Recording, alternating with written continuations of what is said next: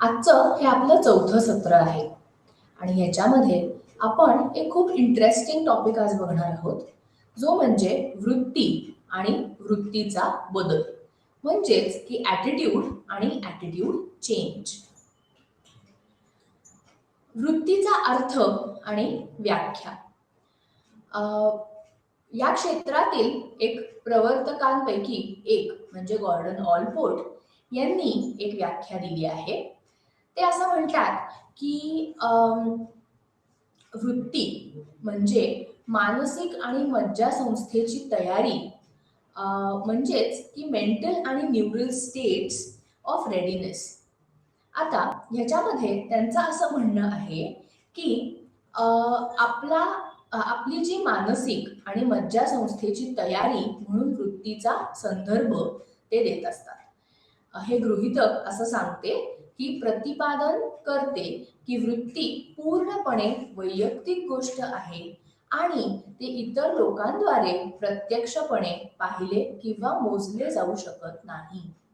माझा ॲटिट्यूड किंवा माझी वृत्ती जर एखाद्या गोष्टीबद्दल फिक्स झालेली असेल, तर तो माझा एक वैयक्तिक ओपिनियन असतो आणि त्याच्यामध्ये बाकी लोक काहीही करू शकत नाहीत, असं त्यांचं म्हणणं आहे. वृत्ती बाळगणाऱ्यालाच त्यात प्रवेश असतो. सामाजिक मनोवैज्ञानिक साधने जी मनोवृत्ती मोजण्याचा दावा करतात, ते खरं तर अप्रत्यक्षपणे मनोवृत्तीचे उपाय आहेत. म्हणजेच काय की आपण जे वेगवेगळे सायकोलॉजिकल टूल्स वापरत असतो आणि आपण जे म्हणतो की त्याच्यामधनं आपण वृत्ती हे आपण मोजू शकतो, ते those are all indirect measures. Directly आपण कुठल्याही व्यक्तीची वृत्ती ॲज सच मोजू शकत नाही. दुसरं म्हणजे की व्याख्या असं सांगते की वृत्ती अनुभवातून आत्मसात आणि संघटित केल्या जातात. हे असं सूचित करते की विविध लोकांबद्दल, समस्यांबद्दल, घटना आणि परिस्थितींबद्दल आपण ज्या वृत्ती निर्माण करतो, त्याची उत्पत्ती आपल्या कुटुंबात, शेजारच्या, समवयस्क गटांमध्ये, कामाच्या ठिकाणी आणि मोठ्या समाजात आपल्याला आलेल्या अनुभवांमधनं असते. याचाच अर्थ की आपण जी काही वृत्ती ही आपली तयार झालेली असते, मग ती कुठल्याही व्यक्तीबद्दल असेल, कुठल्या गटाबद्दल असेल, कुठल्या पॉलिटिकल इश्यू बद्दल असेल, तर ती कुठनं तयार होते, तर ती आपल्या अनुभवातनं तयार होते. हे अनुभव आपल्याला कुठून मिळतात, तर कुटुंबातनं मिळतात, मित्रमैत्रिणींकडनं मिळतात, मग कामाच्या ठिकाणी आपण जातो तिथनं मिळतात.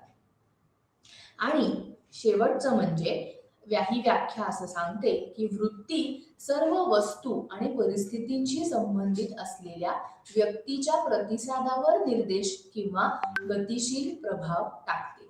अशा प्रकारे वृत्ती म्हणजे लोक, समस्या, घटना आणि परिस्थितींबद्दल आपल्या मनात असलेल्या भावना किंवा विश्वास नसून ते त्या त्या ते लोक, समस्या, घटना आणि परिस्थितींबद्दल आपल्या भविष्यातील प्रतिसादांचे मार्गदर्शन आणि अंदाज देखील करतात.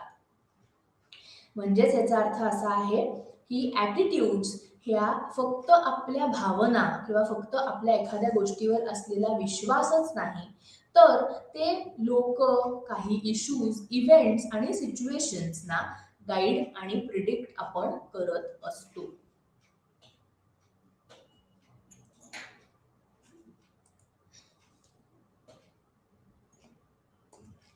आता वृत्तीची रचना म्हणजेच की स्ट्रक्चर काय आहे ते.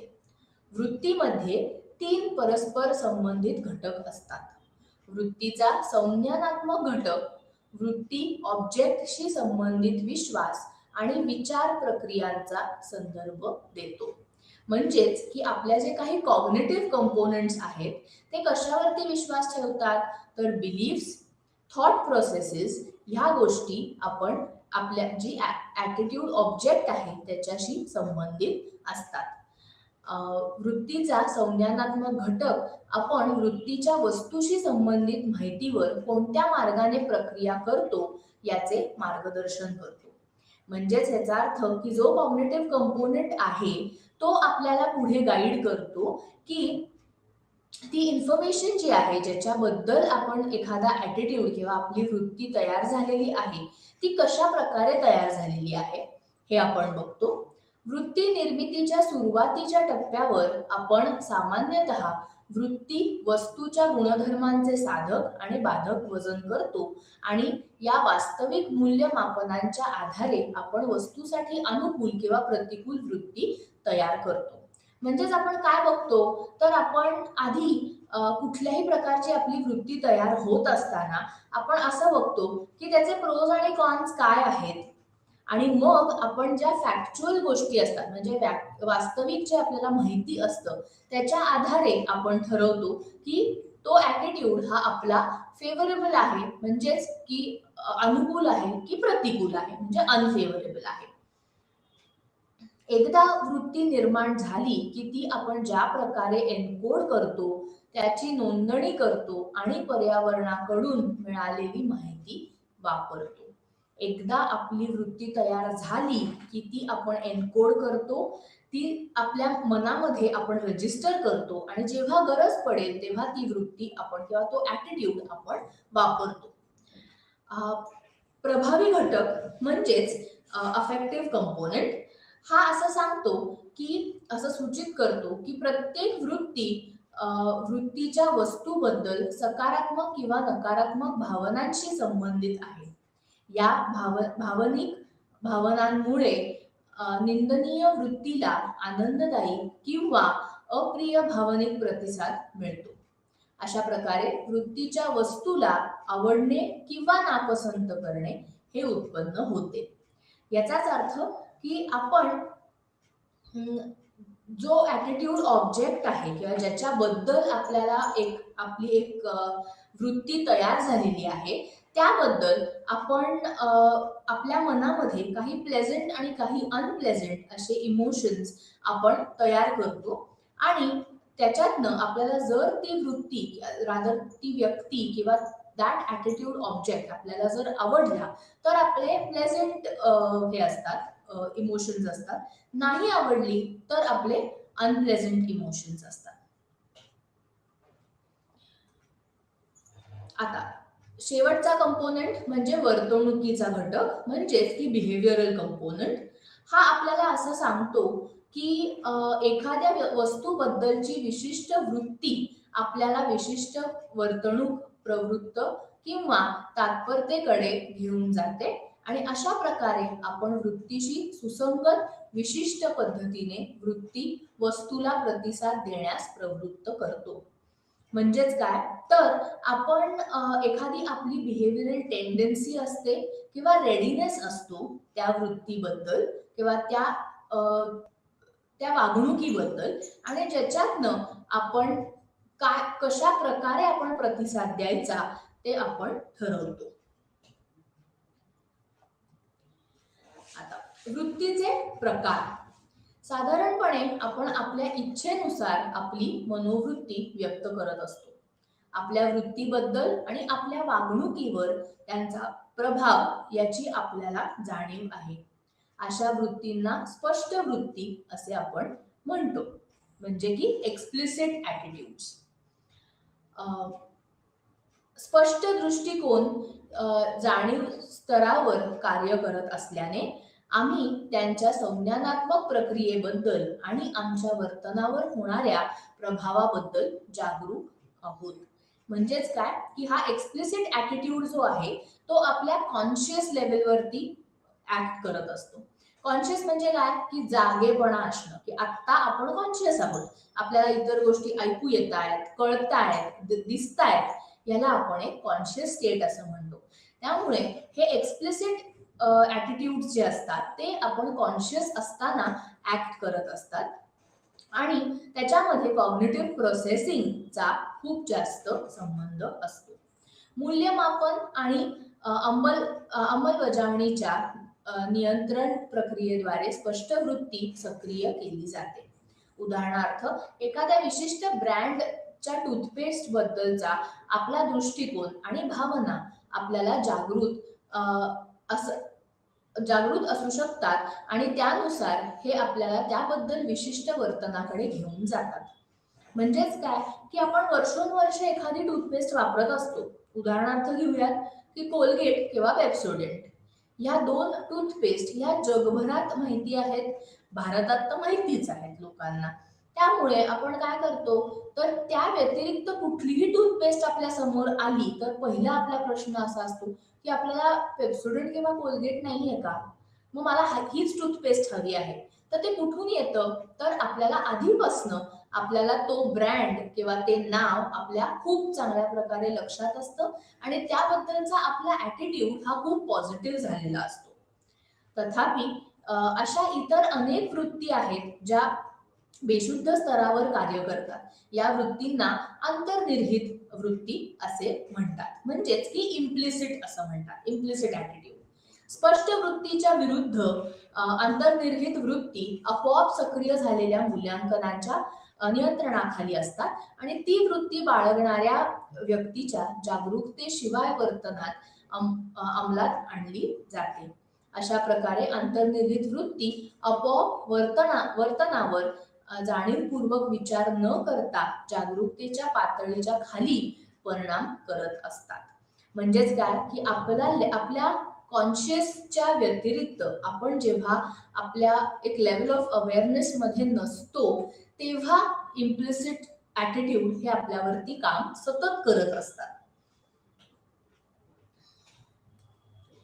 वृत्तीची कार्ये, फंक्शन्स. वृत्ती शिकून तयार होतात आणि आयुष्यभर टिकून राहतात.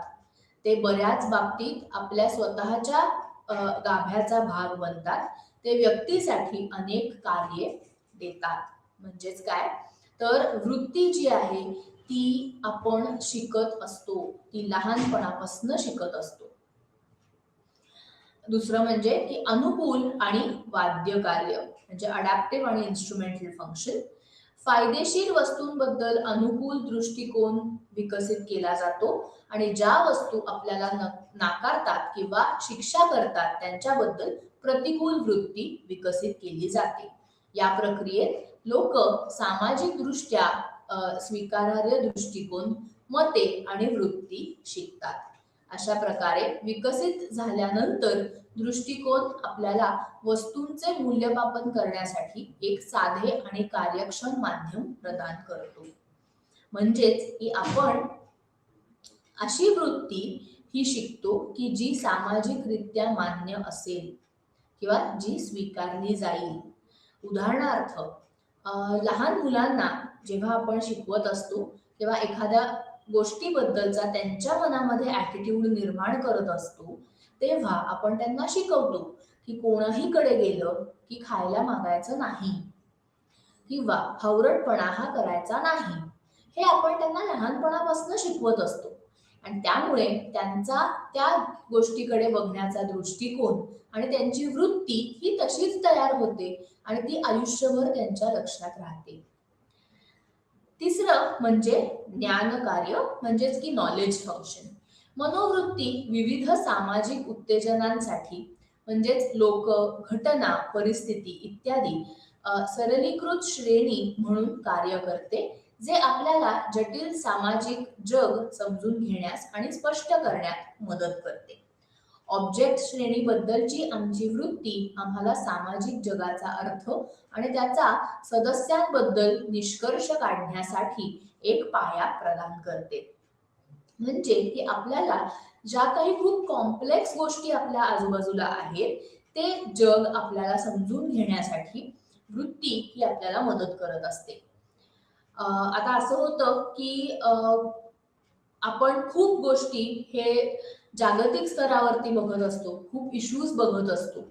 त्याच्यावरची वृत्ती कदाचित आपण त्याचा अनुभव तसा घेतलेला नसतो, पण जे आपण बघतो त्याचं त्या गोष्टीबद्दलचं आपल्याला नॉलेज असतं आणि तेच आपण आपल्या मनात ठेवतो आणि आपली वृत्ती त्या प्रकारे तयार होते.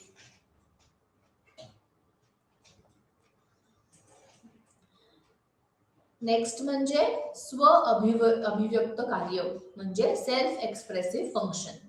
वृत्ती म्हणजे स्वमूल्य परिभाषित करणे, राखणे आणि वाढवणे. ॲटिट्यूड्स म्हणजे काय? ते are means to define, maintain आणि एनहान्स सेल्फ वर्थ. अनेक वृत्ती धारकाची मूलभूत मूल्ये व्यक्त करतात आणि त्याच्या किंवा तिच्या स्वतःची प्रतिमा मजबूत करतात. काही वृत्ती एखाद्या व्यक्तीची विशिष्ट गटाशी ओळख दर्शवतात. वृत्तीचे हे कार्य 2 स्तरांवर चालते. सर्वप्रथम आपली मूळ मूल्ये आपण धारण केलेल्या वृत्तींमध्ये परिवर्तित होतात आणि आपण सामाजिक जगामध्ये आपल्या वर्तनातून आपली मनोवृत्ती व्यक्त करत असतो. शिवाय आम्ही आमच्या स्वतःच्या संकल्पनेशी सुसंगत वृत्ती विकसित करतो.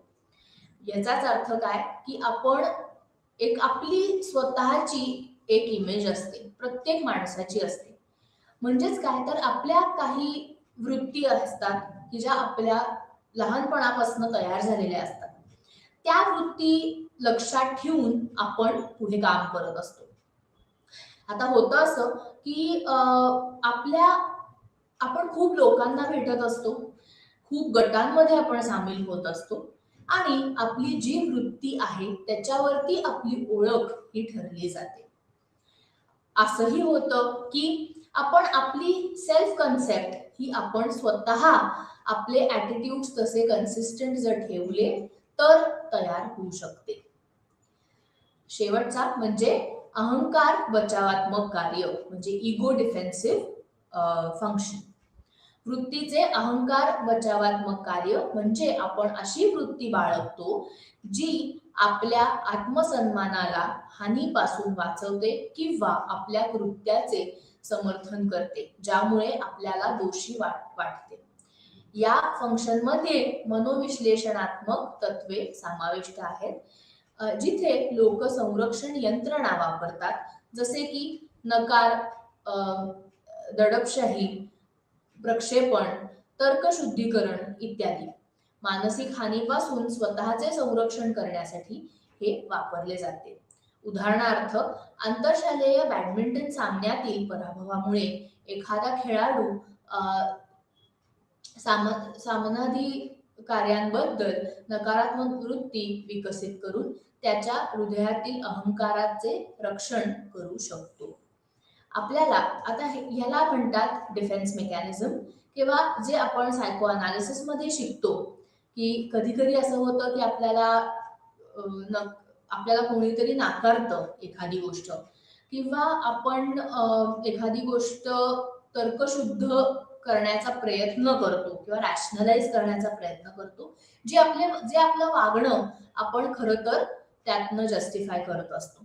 ह्यात त्यांनी उदाहरण एक असं दिलेलं आहे की एक बॅडमिंटन आंतरराष्ट्रीय खेळाडू तो जर हरला तर तिथे त्याचा इगो दुखावलेला असतो किंवा तो लोकांसमोर हारलेला असतो. पण ते झाकण्यासाठी तो काय कारण वापरतो, तर हे ऑर्गनायझर्स नीट केलेलं नव्हतं, मला नीट खेळताच आलं नाही, किंवा त्या रेफरीनी माझ्या विरोधातच सगळे निर्णय दिले, हे होऊ शकतं.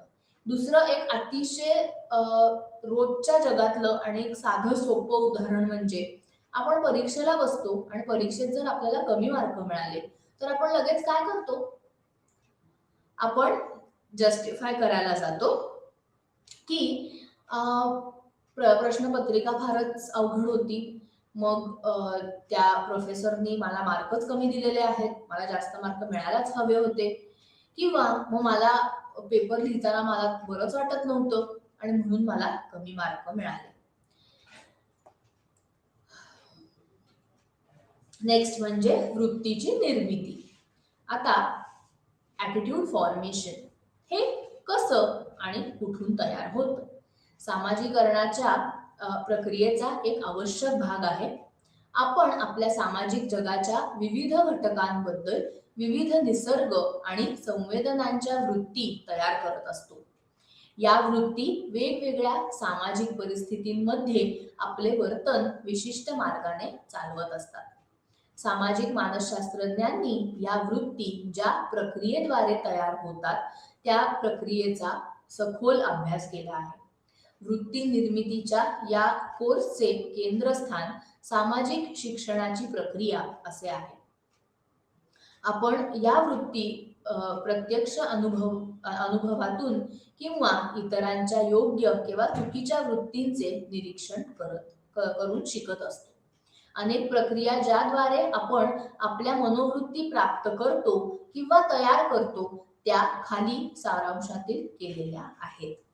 आपण काय करतो की एखाद्या गोष्टीबद्दलचा ऍटिट्यूड हा बरोबर आहे किंवा चुकीचा आहे ते आपण कुठनं शिकतो, तर आपल्या आजूबाजूच्या जे अनुभव आपल्याला येतात त्यातनं आपण शिकत असतो. आणि हळूहळू एखाद्या गोष्टीबद्दलचा आपली एक वृत्ती हळूहळू तयार व्हायला लागते किंवा आपला तसा ऍटिट्यूड त्या गोष्टीबद्दलचा तयार व्हायला लागतो. तर त्याचे काही घटक आपण आता बघणार आहोत. असं होतं की फक्त काही गोष्टींचं एक्सपोजर आपल्याला मिळतं आणि ज्यातनं आपले ऍटिट्यूड तयार होतात. जाजॉंग हा एक सायकोलॉजिस्ट होता. त्याने प्रस्तावित असे केले आहे की खाद्यपदार्थ, छायाचित्रे, शब्द, जाहिरातींच्या घोषणा इत्यादींसह केवळ एखाद्या वस्तूच्या संपर्कात आल्याने त्या वस्तूबद्दल सकारात्मक भावना वाढू शकतात. जाजॉंगच्या अभ्यासात सहभागींना निरर्थक अक्षरे आणि चीनी वर्णाच्या वारंवार संपर्कात आणले गेले आणि वारंवार प्रदर्शनामुळे निरर्थक अक्षरे आणि चीनी वर्ण या दोन्हीचे सकारात्मक मूल्यांकन वाढले. वैयक्तिक स्तरावरील प्रक्रिया या काही साधारणपणे याचा अर्थ असा होतो की ओळख खरे तर तिरस्काराची पैदास करू शकत नाही. परिचित चेहरे, कल्पना आणि घोषणा आरामदायक जुने मित्र बनतात. ही यंत्रणा जाहिरातींच्या घोषणांमध्ये स्पष्टपणे दिसून येते. ह्या घोषवाक्यांचे वारंवार प्रदर्शन केल्याने आम्हाला जाहिरात केलेली वस्तू ही आवडू लागते. याचं आपण एक खूप साधं सोपं उदाहरण घेऊयात. टीव्ही वरती आपण खूप जाहिराती बघत असतो. एक उदाहरण म्हणजे की साबणाचं आपण घेऊयात. ज्या साबणाच्या ऍड मध्ये एक अतिशय सुंदर कोणीतरी ऍक्ट्रेस असते किंवा बाई असते जी आपल्या खूप छान लक्षात राहते आणि ती काय सांगते की हा साबण वापरला तर तुमची त्वचा नितळ होईल, तुम्ही गोरे दिसायला लागाल, तुमची त्वचा छान राहील, फोड येणार नाहीत, पिंपल्स येणार नाहीत. पण आपण हा विचार कधी करतो का की ती जी ऍक्ट्रेस असते ती स्वतः खरं तर त्याचा वापर करते का? तर ती नाही करत. फक्त लोकांना कन्व्हिन्स करण्यासाठी म्हणून तिचा चेहरा हा वापरला जातो आणि तो वारंवार ती ऍड आपल्या मनावरती बिंबवली जाते आणि मग एका पॉइंटला आपल्याला असं वाटतं की आपण तो साबण वापरून बघूयात आणि जेणेकरून त्यांचा तो धंदा होतो. त्यांचे साबण तसे विकले जातात. पण खरंच साबण विकल्याने माणूस गोरा होतो का? खरंच त्याला पिंपल्स येत नाहीत का? तर तसं नाहीये, कारण त्याच्या मागे सुद्धा एक सायन्स आहे. पण ते आपण त्या वेळेला विसरून जातो. सो हे जे एक्सपोजर आपल्याला मिळतं, तुम्ही एक उदाहरण किंवा एक सगळ्यांना हे अनुभवलेलं असेल सगळ्यांनी की आपण एखादा पिक्चरचा टीव्हीवर बघत असलो, मूवी बघत असलो, तर त्याच ऍड प्रत्येक त्या मूवीच्या ब्रेकमध्ये आपल्याला दाखवल्या जातात. किमान तो मूवी संपेपर्यंत 10 ते 12 वेळा आपण एखादी ऍड बघतो आणि ती अशी बघतो की ती त्याचं मे बी पिक्चरायझेशन जे असतं ते इतकं अट्रॅक्टिव्ह केलेलं असतं की ज्यातनं आपल्याला वाटतं की ते प्रोडक्ट आपण वापरून बघावं. यालाच एक्सपोजर असे म्हटलेले आहे. दुसरं म्हणजे वैयक्तिक अनुभव. वृत्ती आत्मसात करण्याचा आणखी एक प्रमुख प्रकार म्हणजे प्रत्यक्ष वैयक्तिक अनुभव घेणे. एक मजबूत थेट वैयक्तिक अनुभव खूप मजबूत वृत्ती तयार करू शकतो किंवा एक मजबूत वृत्ती उलट दिशेने बदलू सुद्धा शकतो. उदाहरणार्थ, दुसऱ्या महायुद्धात हिरोशिमा आणि नागासाकीवर झालेल्या अणुबॉम्बने अण्वस्त्रांबाबत अतिशय तीव्र नकारात्मक वृत्ती निर्माण केली असावी. प्रत्यक्ष अनुभवाद्वारे प्राप्त केलेली वृत्ती दृढपणे धरली जाण्याची आणि वर्तनावर परिणाम होण्याची शक्यता असते.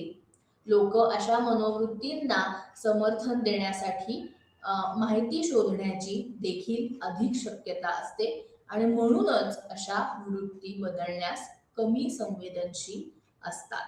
म्हणजे काय की वर्ल्ड वॉर मध्ये जे हिरोशिमा आणि नागासाकीवरती ॲटम बॉम्ब्स हे केले होते, वापरले गेले, त्याच्यातनं सगळ्या जगाला त्याचा जो इम्पॅक्ट होता तो इतका वाईट होता की परत की ते जे हे वापरले गेले होते, ॲटॉमिक वेपन्स वापरले गेले होते, त्यांनी झालेल्या त्रासामुळे आपली त्या ॲटम बॉम्ब्स किंवा ॲटॉमिक वेपन्स बद्दल आपलं अतिशय नकारात्मक आपली वृत्ती ही ऑटोमॅटिकली तयार झालेली आहे आणि आता ती बदलणं फार अवघड आहे. त्याचं कारण असं आहे की ओव्हर जनरेशन्स त्या ॲटॉमिक वेपन्सचा परिणाम हा दिसून आलेला आहे.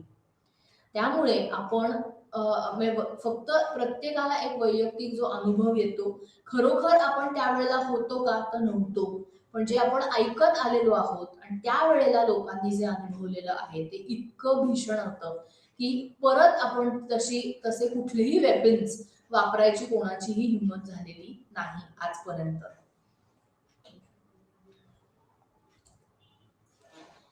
नेक्स्ट व्हेरी इम्पॉर्टंट की सामाजिकरणाच्या प्रक्रियेतून आपण शिकतो, ते म्हणजे की क्लासिकल कंडिशनिंग. आता पावलो यांनी प्रस्तावित केलेल्या शिक्षणाची मूलभूत यंत्रणा म्हणून शास्त्रीय कंडिशनिंग म्हणजे क्लासिकल कंडिशनिंग असे हे मेकॅनिझम हे वापरलेले आहे.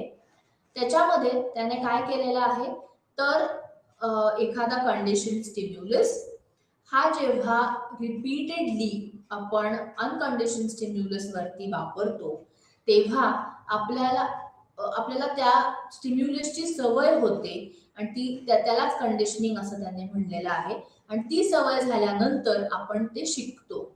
म्हणजेच जे त्याने एक एक्झाम्पल किंवा त्यांनी जे एक्सपेरिमेंट केलेलं आहे ते एका कुत्र्यावरती केलं होतं. मागच्याही सेशनमध्ये मी ही एक्सपेरिमेंट सांगितली होती की त्याने एक कुत्रा होता, त्याला भूक लागल्यानंतर तो एक बेल वाजवायचा. बेल वाजली की आधी त्या कुत्र्याला काही कळायचं नाही की हा आवाज कुठनं येतो, काय येतो, आणि तो कुत्रा ते दुर्लक्ष करायचा. पण काही रिपीटेड ट्रायल्स नंतर असं दिसून आलं की त्या कुत्र्याला असं कळलं की बेल वाजली की मला खायला मिळतं. सो तो हे शिकलेला होता.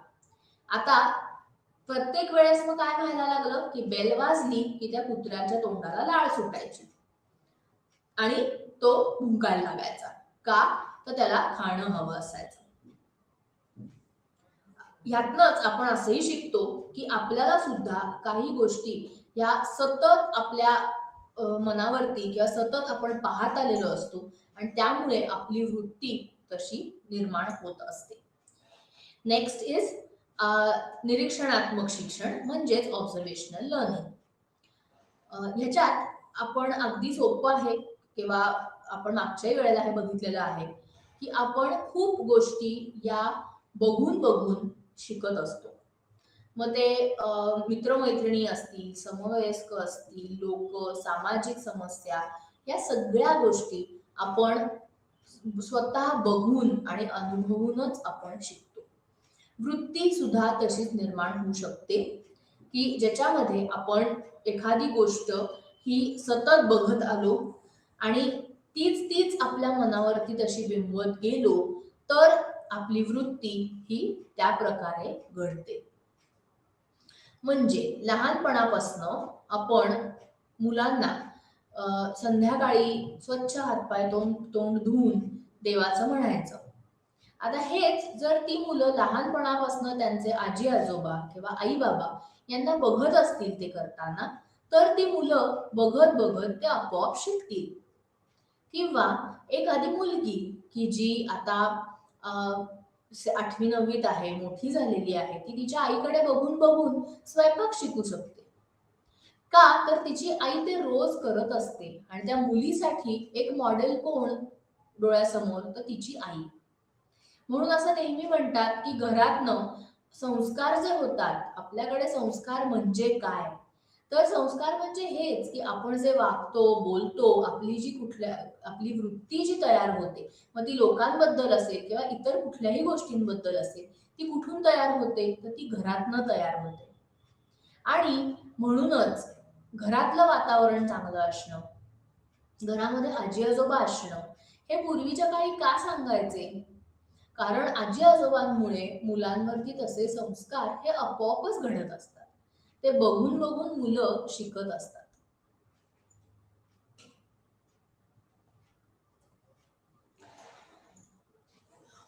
अनुवांशिक घटक म्हणजेच की जेनेटिक फॅक्टर्स. आता ह्यात असं आहे की काही गोष्टी आपण आपल्यामध्ये जेनेटिकली आलेल्या असतात. म्हणजे ओव्हर द जनरेशन्स आलेल्या असतात. म्हणजे काय? तर काही फिजिकल, सेन्सरी किंवा कॉग्निटिव्ह स्किल्स ज्या असतात, त्याच्यातनं आपले पर्सनॅलिटी ट्रेट्स हे निर्माण होत असतात. म्हणून असं म्हणतात की एखाद्या पेंटरचा मुलगा पेंटिंग किंवा त्याला कलर सेन्स हा खूप छान असतो. गायकाचा मुलगा त्याला म्युझिकचा सेन्स खूप छान असतो. ज्यांच्यामध्ये बिझनेस ॲटिट्यूड असतो किंवा बिझनेस हा जनरेशन्स पासनं असतो, त्यांच्यामध्ये असं दिसून येतं की त्यांची मुलं ही पुढे जाऊन बिझनेसमध्येच येतात. तर हे कुठून होतं? तर आपले काही जेनेटिक फॅक्टर्स असतात की जे आपल्याला ऑटोमॅटिकली त्या गोष्टीकडे पुश करत असतात. आता अलीकडील काही अभ्यासांनी या मताला पुढे नेले आहे की मजबूत वृत्ती, आवडी आणि नापसंती त्यांच्या अनुवंशिक घटकांमध्ये त्यांची उत्पत्ती आहे. टेसर यांनी काही प्रायोगिक पुरावे सादर केले आहेत जे दर्शवितात की ट्विन्स जे असतात त्यांच्या तुलनेत समान जुळ्यांमध्ये वैयक्तिक स्तरावरील प्रक्रिया या 59 मध्ये अधिक समानता आहे. टेसरला पुढे असे आढळले की जुळी मुलं वेगळी पाळली जातात आणि ज्यांचे संगोपन एकाच घरात होते त्यांच्या मनोवृत्तीत फरक नाही. म्हणजे काय? तर जे ट्विन्स होते त्यांनी असं एक स्टडी केला होता की त्या ट्विन्सना त्यांनी एका घरामध्ये एका ट्विन कपलला वाढवलं आणि दुसरे जे ट्विन्स होते त्यांना वेगवेगळ्या घरांमध्ये वाढवलं. पण त्याला असं दिसून आलं की जी मुलं वेगळी वाढलेली होती त्यांच्यामध्ये सुद्धा काही वृत्ती या सेम होत्या. म्हणजेच काय की आपण जे मागे म्हणालो की लर्निंग किंवा शिकणे हे नुसतं बघून होतं, तर तसं नव्हे. तर त्याच्यामध्ये काही जेनेटिक फॅक्टर्स सुद्धा आहेत की जे मागच्या जनरेशन मधनं ह्या जनरेशन पुढच्या जनरेशन मध्ये आलेले असतात.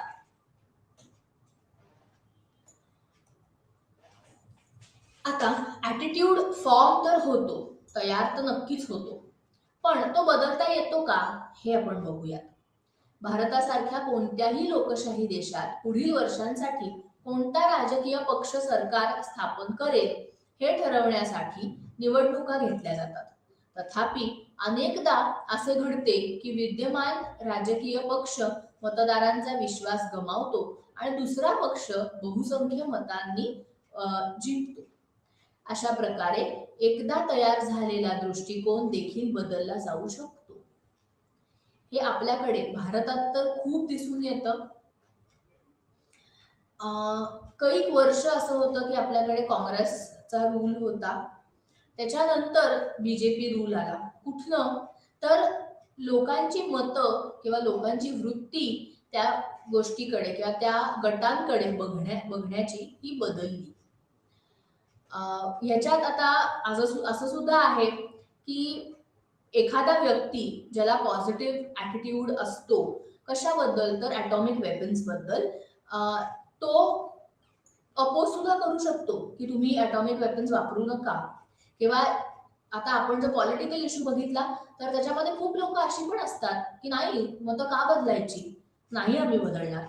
दृष्टिकोन बदल ही एक प्रक्रिया आहे ज्याद्वारे वृत्तीचे बॅलन्स बदलले जाते किंवा उलट दिशेने बदलले जाते.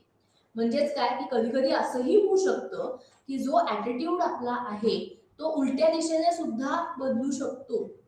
म्हणजेच की माझा ऍटिट्यूड जर एखाद्या पॉलिटिकल ग्रुप बद्दल असेल तर तो मी नाही बदलणार, काही वाटेल ते झालं तरी, असे सुद्धा म्हणणारी काही लोक असू शकतात.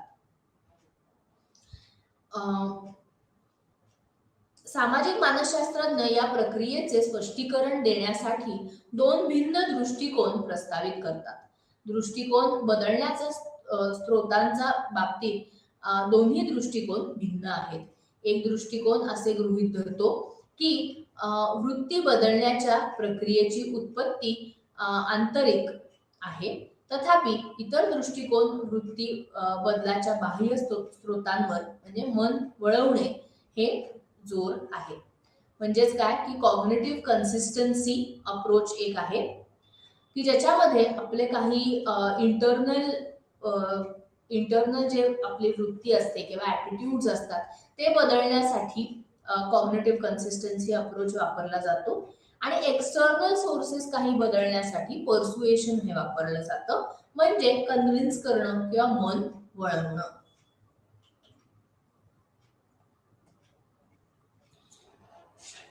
ह्याच्यामध्ये काही थिअरीज आहेत ज्या आपण बघूयात.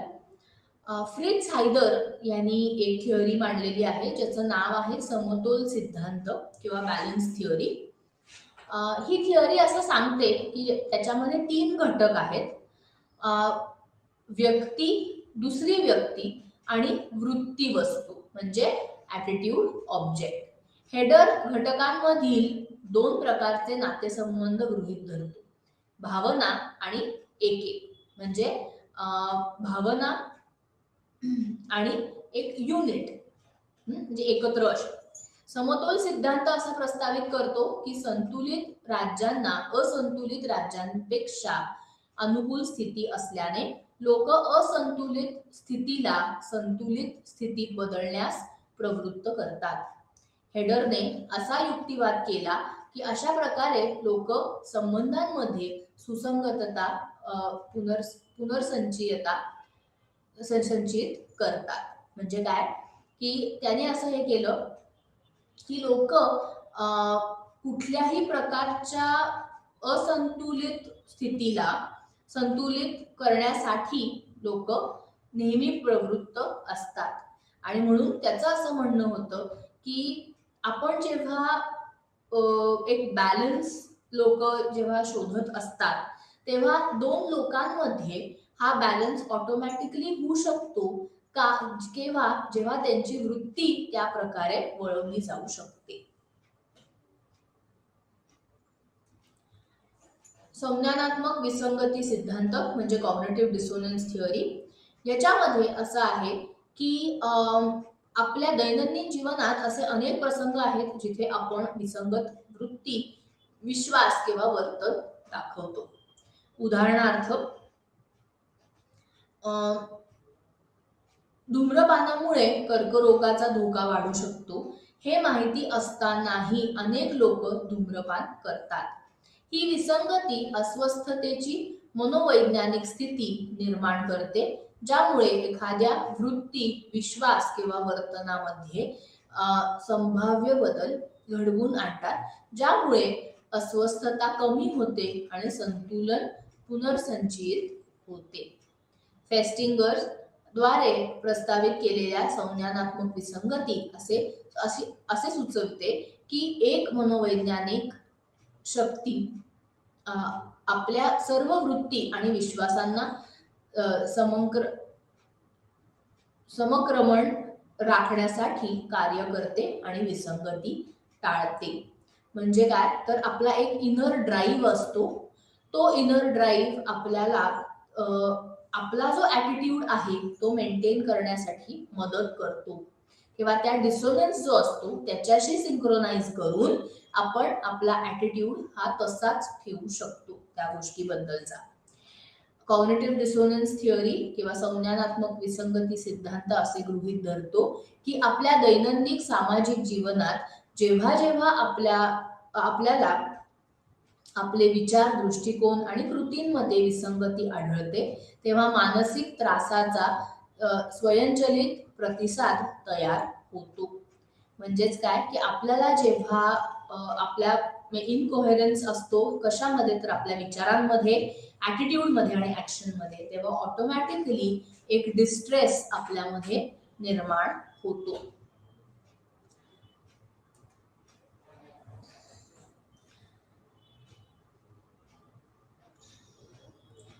असा एक युक्तिवाद केला जातो की विसंगतीचे निराकरण तीन तीन पैकी कोणत्याही मूलभूत मार्गाने केले जाते. तर आपण आपला बिलीफ बदलणे, तरच आपला ॲटिट्यूड बदलू शकतो. आपलं वागणं बदलणे, म्हणजेच काय, की आपण जे धूम्रपानाबद्दलचं एक एक्झाम्पल घेतलं, ज्याच्यामध्ये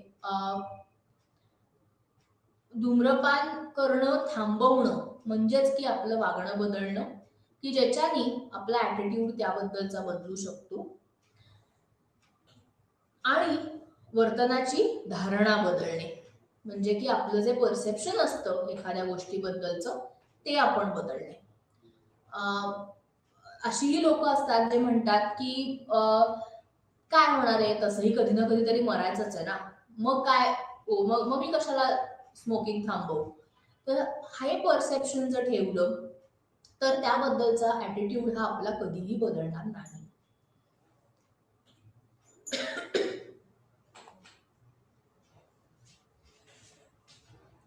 संज्ञानात्मक विसंगती सिद्धांतावर खूप मोठ्या प्रमाणावर संशोधन केले गेले आहे आणि लक्षणीय सामाजिक वर्तनांच्या संख्येत लागू केले गेले आहे, जसे की सक्तीचे अनुपालन वर्तन, निर्णय घेणे आणि प्रयत्नांचे औचित्य.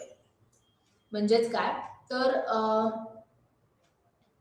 फोर्स्ड कंप्लायन्स बिहेवियर, सक्तीचे अनुपालन वर्तन, यामध्ये काय होतं, तर आपल्या सामाजिक जीवनात अशा अनेक परिस्थिती असतात जेव्हा आपल्याला सार्वजनिकरित्या अशा प्रकारे वागण्याची सक्ती केली जाते जी आपल्या वैयक्तिक किंवा खासगी श्रद्धेशी विसंगत असते. उदाहरणार्थ, आपल्या जवळच्या मित्राच्या भयानक गायनाची प्रशंसा करण्यास भाग पाडले जाते. अशा सक्तीच्या अनुपालन वर्तणुकीमुळे आकलन आणि वर्तन, आकलन म्हणजे की त्याबद्दलचा बिलीफ असणं आणि वर्तन म्हणजे वागणं, यांच्यात विसंगती निर्माण होऊ शकते. श्रद्धेशी विसंगत कारवाई आधीच केली गेलेली असल्याने वृत्तीत बदल करूनच विसंगती कमी करता येऊ शकते. म्हणजेच की आपल्याला जर कुठल्या तरी खोट्या गोष्टीचं कौतुक करायला सांगितलं जे की आपल्याला आवडलेली नाहीये, तर असं होऊ शकतं की आपल्या वागण्यामध्ये आणि आपल्या विश्वासामध्ये काहीतरी एक इनकन्सिस्टन्सी निर्माण होते आणि ज्याला डिसोनन्स असं म्हणतात, जे की मॉडिफाय करता येऊ शकतं जर आपण आपला ॲटिट्यूड बदलला तर. निर्णय घेणे आणि संज्ञानात्मक विसंगती. आता डिसिजन मेकिंग आणि कॉग्निटिव्ह डिसोनन्स याच्यामध्ये एक उदाहरणार्थ घेऊयात पटकन. लग्न करणे किंवा करिअरसाठी जाणे ही एक मोठी संदिग्ध परिस्थिती आहे, ज्यामध्ये सामान्य भारतीय सामाजिक व्यवस्थेत वाढलेल्या मुलींसाठी निर्णय घेणे भयंकर अवघड होते. अशा संदिग्ध परिस्थितीत दोन्ही पर्यायांचे स्वतःचे फायदे आणि तोटे आहेत आणि एका पर्यायाने पुढे जाणे नाकारलेल्या पर्यायाचे फायदे मिळण्याची शक्यता बंद करते. कोणत्याही प्रकारे दोन पर्यायांपैकी कोणता पर्याय निवडला आहे याची पर्वा न करता नाकारलेल्या निर्णयाचे फायदे विसंगती निर्माण करू शकते. आता असं होतं की आपल्याला लग्न करायचं असतं, पण मला करिअर अपॉर्च्युनिटी आलेली असते की मला परदेशात जायचंय. मग दोन पैकी मी काय निवडायचं? मी जर लग्न करण्यास निवडलं तर ते माझ्या मनाला पटत नाही, कारण माझा करिअरचा प्रश्न असतो. मी जर करिअर आधी निवडलं तर एक खूप चांगलं स्थळ आलेलं असतं, मुलगा असतो चांगला, जो मी गमावणार असते. मग ह्या दोन पैकी मी नक्की करायचं काय? तर आता हे करत असताना किंवा हे होत असताना आपल्याला खूप लक्षात ठेवायला पाहिजे की आपण जो ऑप्शन निवडतो त्याबद्दल आपण क्लिअर असणं हे अतिशय गरजेचं असतं.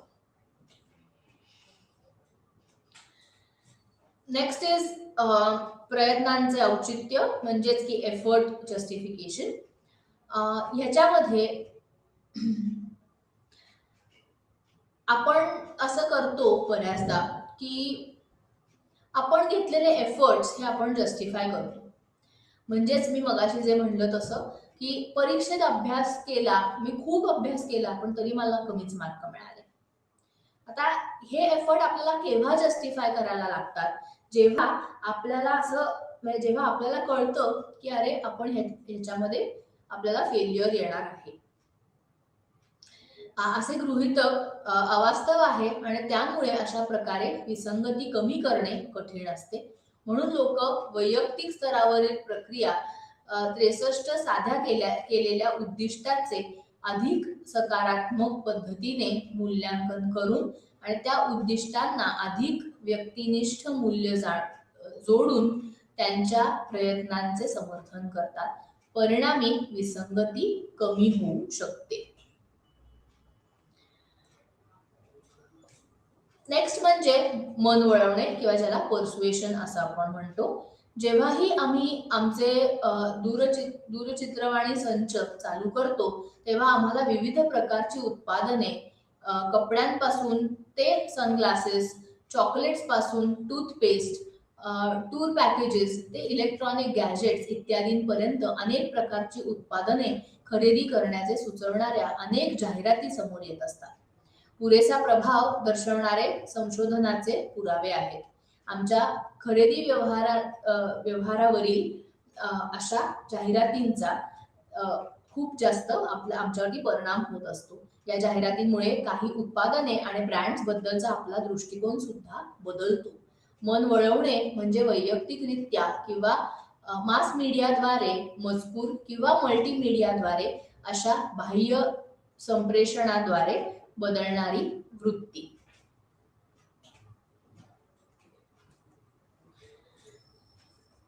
आता मन वळवणाऱ्या परिणाम करणारे घटक म्हणजे आपण जेव्हा एखाद्याला पर्सुएड करतो कुठल्या तरी गोष्टीबद्दल तेव्हा त्याचे काही अफेक्टिंग फॅक्टर्स असतात.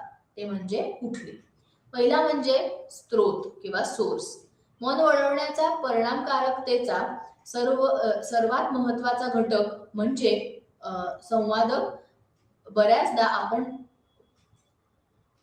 संवाद.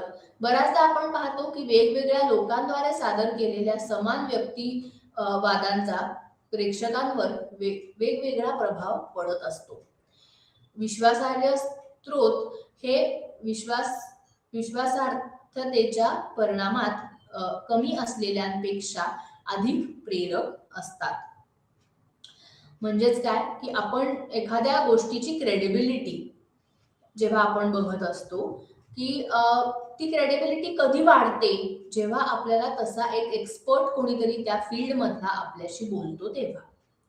म्हणून हल्ली तुम्ही जर बघितलं असेल तर टूथपेस्टच्या ऍड मध्ये वगैरे ते दाखवतात की तो डेंटिस्ट असतो आणि मग तो डेंटिस्ट आपल्याला सांगत असतो की ही टूथपेस्ट तुम्ही का वापरून बघा. म्हणजे आपल्याला काय होतं की अरे तो डेंटिस्ट बोलतोय, तो डॉक्टर आहे, म्हणजे तो सांगतोय ते खरंच आहे आणि मग मी ही टूथपेस्ट वापरली तर माझे दात चांगले होणार आहेत. हे जेव्हा आपल्याला यांनी जेव्हा आपला एक ऍटिट्यूड तयार होतो त्याला सोर्स असं म्हणतात.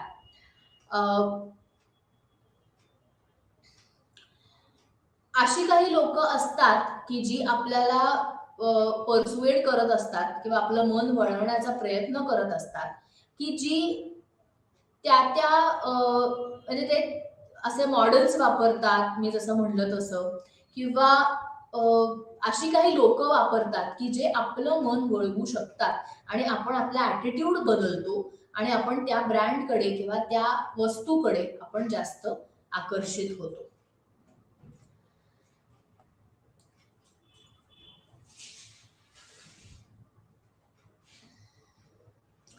नेक्स्ट इज मेसेज किंवा संदेश. खूपदा असं होतं की आपल्याला जो संदेश मिळतो म्हणजे चांगल्या भावना एकतर संदेशाद्वारे प्रेरित होतात किंवा अन्यथा वातावरणात उपस्थित असतात. जेव्हा मन वळवण्याचा प्रयत्न केला जातो तेव्हा मन वळवण्याचा प्रयत्न हा आपण त्या संदेशातनं करत असतो आणि ज्याच्याने काय होतं तर आपलं म्हणजे वातावरण जे असतं ते सुद्धा एक अतिशय इम्पॉर्टंट रोल प्ले करत असतं.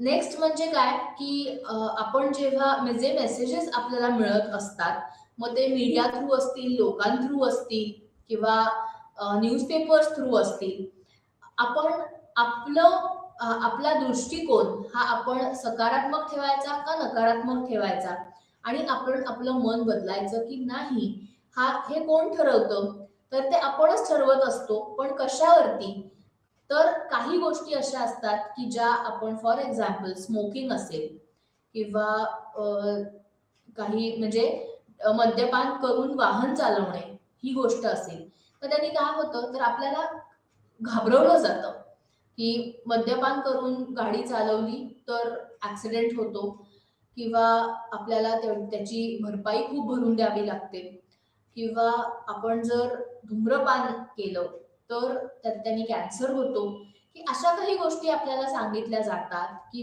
जेणेकरून आपण त्या गोष्टीकडे वळणारच नाही आणि आपला त्याबाबतचा एक नकारात्मक अप्रोच तयार होईल. नेक्स्ट म्हणजे की चॅनल, कुठल्या चॅनल थ्रू कशा प्रकारे आपल्याला ती गोष्ट सादर केली जाते हे सुद्धा अतिशय महत्वाचं असतं.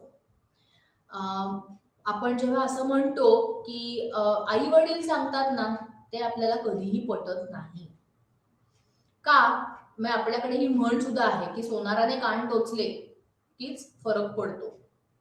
म्हणजे काय तर काही गोष्टी आपल्याला त्या स्पेसिफिक चॅनल मधून आल्या तरच आपल्याला त्या पटतात नाहीतर पटत नाहीत. हे लहान मुलांमध्ये खूप दिसून येतं. आपण जेव्हा म्हणतो अरे अभ्यास करायला बस, अभ्यास करायला बस, म्हणजे आपण सांगितलं की टीचरने सांगितलंय अभ्यास करायचा आणि उद्या ते शाळेत विचारणार आहेत की मुलं ऑटोमॅटिकली अभ्यासाला बसतात. कारण टीचर ही एक व्यक्ती ही त्यांच्यामध्ये जो ऍटिट्यूड आहे टीचर बद्दलचा तो रिस्पेक्टचा असतो, थोडाफार भीतीदायक सुद्धा असतो आणि त्याच्यामुळे मुलं अभ्यासाला बसतात. नेक्स्ट म्हणजे की आपला जो ऍटिट्यूड आपण हे करतो, ऍटिट्यूड बद्दल आपण बोलतोय त्याच्यासाठी ऑडियन्स खूप गरजेचा असतो. लोक त्यांचं मन वळवण्याचा संवेदनशीलतेमध्ये भिन्न असतात. काही लोकांना पटवणे सोपे असते तर काही लोकांची मनं वळवण्यासाठी खूप आपल्याला प्रयत्न करावे लागतात. जेनिस यांनी असा युक्तिवाद केला आहे की ज्या लोकांमध्ये कमी आत्मसन्मान आहे ते उच्च स्वाभिमान असलेल्या लोकांपेक्षा अधिक सहजतेने पटवून देतात. अभ्यासातून असे दिसून आले आहे की जेव्हा प्रेक्षक संदेशाकडे लक्ष देण्यास अडथळा आणतात तेव्हा ते मन वळवण्यास अधिक संवेदनशील होतात. शिवाय वृद्ध श्रोत्यांच्या तुलनेत फॉर्मेशनल वयोगटातील लोक पौगंडावस्थेतील आणि लवकर प्रौढ मन वळवण्यास अधिक संवेदनाक्षम असतात.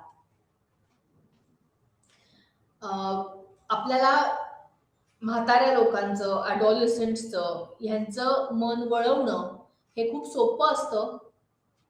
सॉरी, म्हाताऱ्या लोकांपेक्षा यंग लोकांचं मन वळवणं हे खूप सोपं असतं आणि हे आपण खूप गोष्टींमध्ये बघत सुद्धा असतो.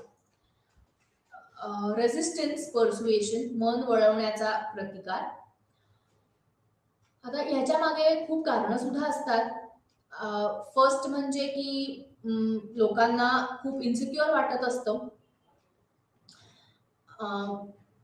म्हाताऱ्या माणसांचं जर उदाहरण घेतलं तर वर्षोनवर्ष त्यांचा एखादा ऍटिट्यूड हा तयार झालेला असतो त्या व्यक्तीबद्दलचा किंवा कुठल्याही परिस्थितीबद्दलचा. आपण एक उदाहरण घेऊ शकतो की आपण साधी सोपी गोष्ट की हॉटेलमध्ये जेवायला जातो.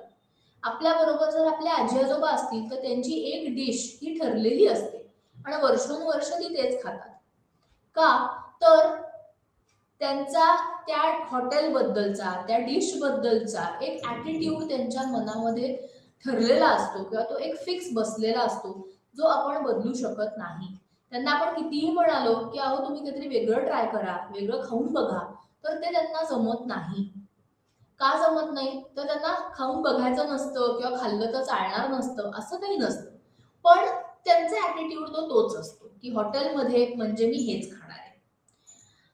दुसरा म्हणजे प्रतिक्रिया, एक जो रिॲक्टन्स आपण म्हणतो.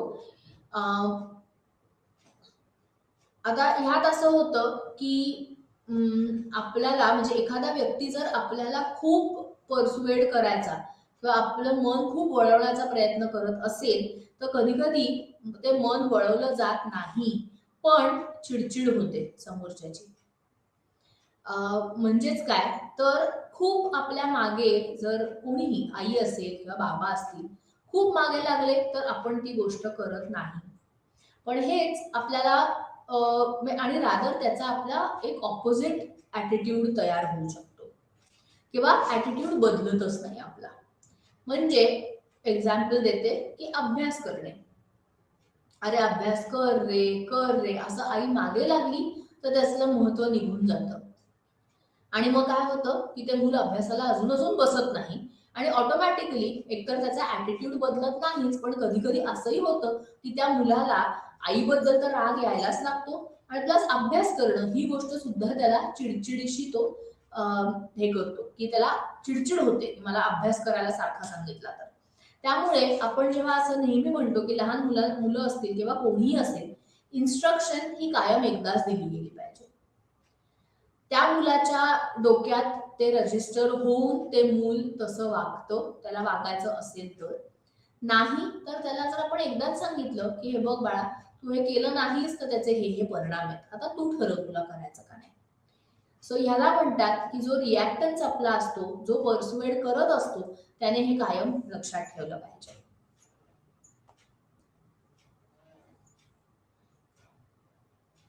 पूर्वसूचना, ज्याला फोर वॉर्निंग असं म्हणतात, अशा अनेक परिस्थिती आहेत ज्यामध्ये प्रेरक संदेश समोर येण्याआधी आपल्याला आधीच माहिती आहे की संदेश आपली मनोवृत्ती बदलण्यासाठी अ, हेतू पुरेसर तयार केला गेला आहे.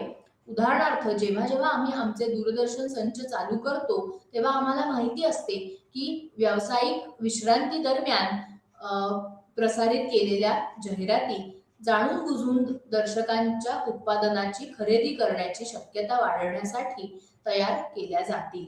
त्याचप्रमाणे जेव्हा आपण राजकीय प्रचारात वक्ते ऐकतो, तेव्हा आपल्याला माहीत असते, की वक्ते विशिष्ट राजकीय पक्षाला मतदान करण्यासाठी वाद घालतील. म्हणजे काही गोष्टी आपल्याला या आधीपासूनच माहिती असतात आणि त्याच्याने सुद्धा आपलं पर्सुएशन किंवा आपलं मन वळवणं हे अवघड होऊ शकतं. Next is selective exposure. Once attitude जेव्हा जेव्हा ॲटिट्यूड एखादा तयार होतो, वन्स ॲटिट्यूड इज फॉर्म, तेव्हा अ, तो खूप स्ट्रॉंगली आपण प्रोटेक्ट करत असतो. आता तो प्रोटेक्ट कशा प्रकारे करतो, तर आपण टेलिव्हिजन पाहताना मन वळवण्याच्या प्रयत्नांचा कोणताही परिणाम टाळण्यासाठी आपण व्यावसायिक ब्रेक दरम्यान चॅनल बदलतो. म्हणजे की आपल्याला जेव्हा असं कळतं, की अरे हा मूव्ही चालू आहे आणि ह्या मूव्हीच्या मध्ये सारख्या-सारख्या ह्या ॲड लावतायत. तर आपण काय करतो, तर चॅनलच बदलून टाकतो. म्हणजे आपलं एक्सपोजर त्या गोष्टीकडे व्हायलाच नको.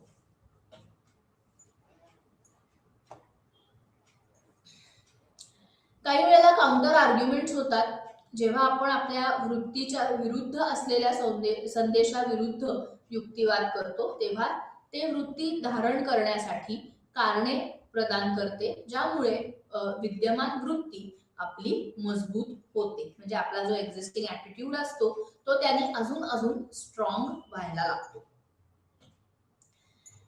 अशा प्रकारे आपलं आजचं सेशन हे संपलेलं आहे, ज्याच्यामध्ये आपण वृत्ती, वृत्तीचा बदल, वृत्ती तयार कशा होतात आणि आपला वृत्ती आपण बदलू शकतो का, म्हणजेच की पर्सुएशन, आणि ते कशा प्रकारे केले जाते हे आपण बघितलं.